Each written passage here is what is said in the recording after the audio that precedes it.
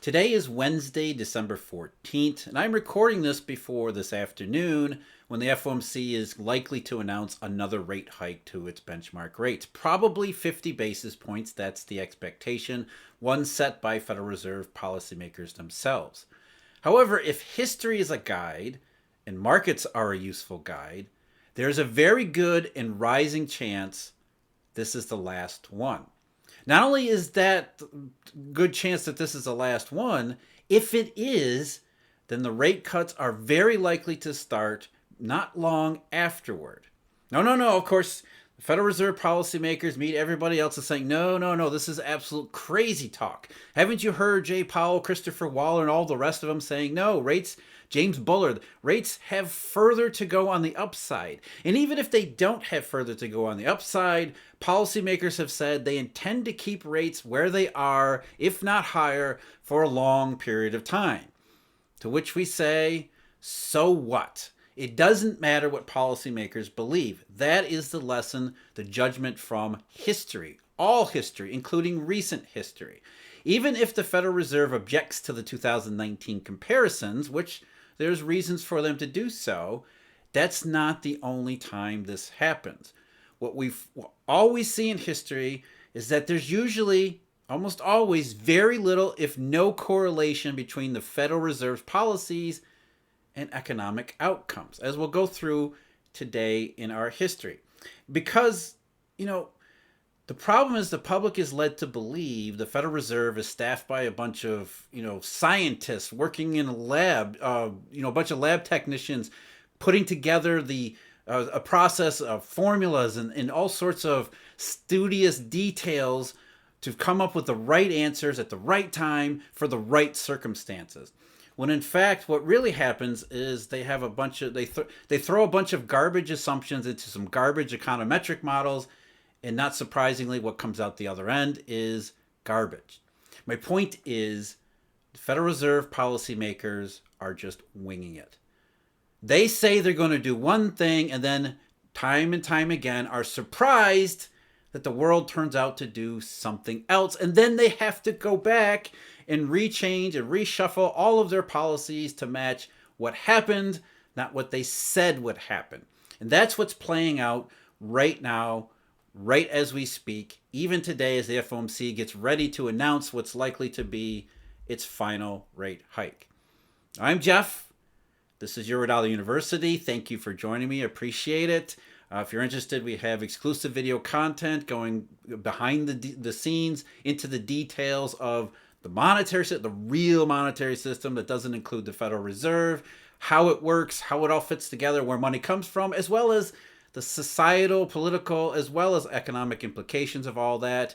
If you're interested, we also have a daily briefing, partnership with Markets Insider Pro, which I believe is going to go on sale again pretty soon, as well as my deep dive analysis where we really get into the economic, financial, political implications of Eurodollar conditions and how that impacts our daily lives. All of the information readily available, eurodollar.university. Now, as Edwin Dale said, and I went over this in a recent video, Edwin Dale, 1969, well-respected economic contributor, writing in the New York Times, laughing at the Fed, saying that the Fed hurls these tremendous thunderbolts, or claims to. Meanwhile, back then, the public was largely laughing at the Fed because the public understood the Fed was laughable.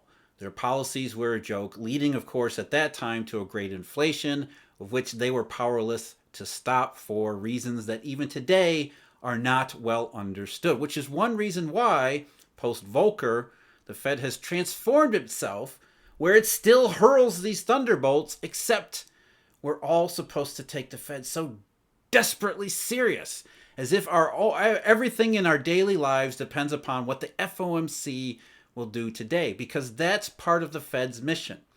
As Milton Friedman said in one of the last interviews of his life, I believe this was in 2005, he said, the difficulty of having people understand monetary theory is very simple. The central banks are good at press relations. Central banks hire people, and the central banks employ a large fraction of all economists, so there is a bias to tell the case, the story, in a way that is favorable to central banks. And this story that we've been told ever since Volcker, when they started hiring lots of these press release agents and cozying up to the financial media, is one that relates everything to a monetary policy. If the Fed has done something, we better think about how that's going to impact us, whether it does or not. And the fact is, most people have never really examined the evidence. As we talked about in yesterday's video, as well as the recent videos, we're actually doing the math here. When you do the math, what you find is mostly no correlation whatsoever. Do you remember the Bush helicopter payments? Of course you don't. Nobody does. Why would you? Because they were that ineffective. They were forgettable. They were absolutely ineffective and did not perform the way they were supposed to. What they were supposed to do was make sure that the United States economy, which was slowing down precipitously at the end of 2007 into the beginning of 2008, having suffered several financial shocks as well as volatility, the Bush administration came up with this genius idea that they would just pay people for being people. They would pay taxpayers back in a tax rebate. The helicopter payments in March 2020 were not the first time that had been done, even in the United States. The Bush administration had pioneered this tactic, if you will. It's not even. It's just let's throw some money out there and hope it works. And really, if you read some of the statements that the administration was making at the time, you just have to shake your head and laugh. But either way, the point was, let's shovel a bunch of money out into the economy, and that will help the economy weather what was then thought to be nothing more than a downturn. And what you see is, while the Federal Reserve was doing its thing that didn't seem to have any effect, the Bush helicopter payments actually did. They actually did have a material impact on the economy, including the Consumer Price Index. Now, at the time, the Consumer Price Index was high and rising up until late 2007, when suddenly something happened. The economy again started to fall off, heading toward the Great Recession, and for a while there, consumer price pressures declined too. Was that because the Federal Reserve was hiking rates? No, of course not. By that point, the Federal Reserve was cutting rates. Didn't make a damn bit of difference to the CPI. The Fed had been hiking rates up until the middle of 2006. Meanwhile, the CPI kept going up, and up, and the Fed stopped hiking rates into the beginning stages of the great monetary crisis of 2007-2008. And consumer prices kept going up and up until around, I think it was, let me see here, November 2007, the CPI hit 4.31% year over year. Even as the Fed was cutting rates, CPI began to decline. It fell a little bit, slowed down, fell's the wrong word. It slowed down a little bit into early 2008 until April. By April 2008, it was under 4% again, with the monthly numbers making it look like consumer prices were finally getting under control. Remember, as the Fed is cutting interest rates, Fed monetary policies, interest rate policies have nothing to do with consumer prices nor the economy, because of the economy in the first quarter of 2008 had contracted quite seriously. Now, the estimates have changed over time, and the current benchmark estimates from the BA show that GDP was down 1.63% quarter over quarter annual rate in the first quarter. But in comes these Bush helicopter payments. It was, what was it, $300 per taxpayer, $600 for couples, and I think in certain circumstances you get up to $1,200 paid to you. Those payments began, I think, late April of 2008, I'm pretty sure, but really late April, May, and June. So the second quarter of 2008. While the Fed is cutting rates, while the Fed did all of its other non-monetary policies like TAF and overseas dollar swaps, primary dealer credit facility, rescuing Bear Stearns, all that stuff, the economy rebounded in the second quarter of 2008 because helicopter payments. GDP, at least according to the latest numbers in the second quarter of 2008, plus 2.3%. So very good job, President Bush. That was terrific. You got the economy to rebound. And not only that, given the way the fundamentals of the global economy and the U.S. economy in particular were arranged at that time, consumer prices re-accelerated. Not because of the Fed, but because of a mini supply shock. You had The government shoveling money into the economy, a temporary shoveling money into the economy that rebounded demand at the time when companies were not really in the mood to expand supply. You had an increase in consumer prices, and it wasn't just oil. You saw the same thing in core consumer prices too. So we had the CPI decline to around 3.94% by April 2008. But then the helicopter payments come in, consumer prices accelerate, and by the July of 2008, that's when the CPI would peak in the United States. And in that 3-month period, May, June, and July 2008, the CPI had accelerated to a 9.8% annual rate. Oil prices played a big part of that, as well as the core CPI, which went from 2.26% annual increase to 2.54 by August of 2008. So it wasn't just oil prices or energy or those kinds of things.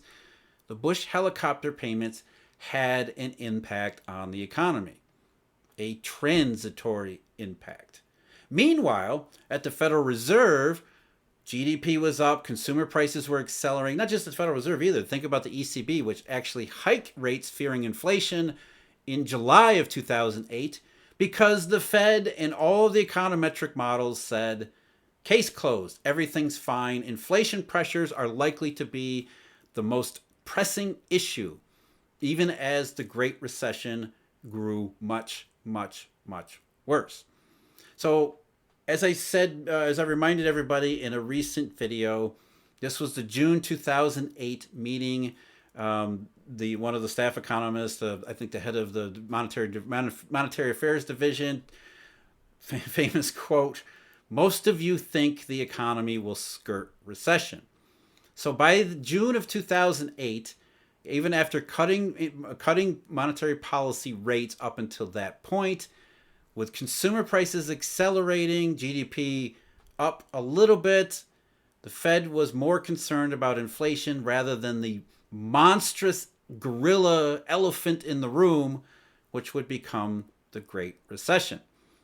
Not only was the monetary policy rates uncorrelated to economic circumstances, it was the Bush tax cuts, helicopter payments that had any impact whatsoever. And it was always going to be a transitory one because of what was going on all the while. CPI peaked in August of 2008, July 2008, August 2008 for the core CPI. Prices then began to descend because of the economic circumstances that had not been changed by either the Federal Reserve's policies or the federal government. They had temporarily forestalled the worst consequences of the crisis, which were going to happen either way. And of course, once they did, what did the Federal Reserve do? Complete 180. Instead of thinking about inflation, now realized the seriousness of the deflationary consequences following, of course, Lehman Brothers, AIG, Wachovia, and all that stuff late in 2008. Folks, the Fed is just winging it. They respond to circumstances that they can see. What they saw in 2008 was a reacceleration of consumer prices and thought, there's a reacceleration in consumer prices, which must mean the economy's not just fine, it actually may be turning out to be more than fine. Recession, forget recession, the risks are rising for inflation. And this was just weeks before we would weeks before we would figure out and see with perfect clarity that these were the worst deflationary conditions since the Great Depression. They have no idea what they're doing. They're not setting interest rates based on some form of scientifically determined, mathematically validated model. It's all garbage in, garbage out. They respond to conditions as they develop, just the same way it did in 2000 and 2001. Once the CPI peaks, that's pretty much it, because they're looking backwards at what the CPI is telling them rather than looking forward, as markets do, about what the turn in the CPI actually means.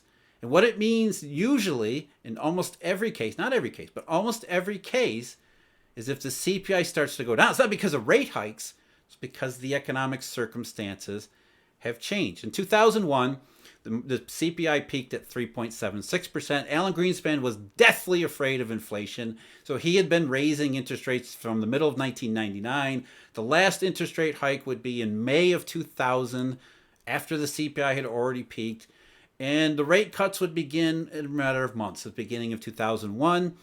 And not only that, dot-com recession not long after. Not just the CPI, but really deterioration in labor market metrics, like the establishment survey that had turned negative and things like that. But again, fearing inflation all the way until the very first rate cut to start 2001, until they realized by the time it was too late, the change in the character of the peak in the CPI was because of the peak in the economy. It's not about the rate hikes or the rate cuts. The Fed, it doesn't anticipate what's going to happen in the real economy. The Fed reacts to what's going on in the real economy time and time again. The Fed is just winging it. Now, consumer price pressures, what we do see consistently is they do tend to fall in very cyclical fashion because of changes in the economy.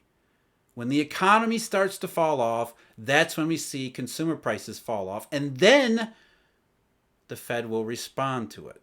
Even though they claim to be data dependent, even though they claim this time is different, they're not just going to respond to economic weakness like they did in 2019 or any economic weakness they did in 2019. All the markets are saying you're going to. You're going to have to, because the situation has changed. It's become very serious. Consumer price pressures peaked months ago. Therefore, that strongly implies, very strongly implies, strong enough for the marketplace, rate hikes are closer to the end than anything. And if they are, history also shows rate cuts not long thereafter, assuming the Fed isn't cutting rates to begin with, because there's really no correlation. The Fed reacts, market tells you what's going to happen. I'm Jeff. This is Eurodollar University. I can say it. Thank you for joining me. As always, huge thank you to Eurodollar University members, as well as our research subscribers, the daily briefing, deep dive analysis. More information about all of that at eurodollar.university. Until next time, take care.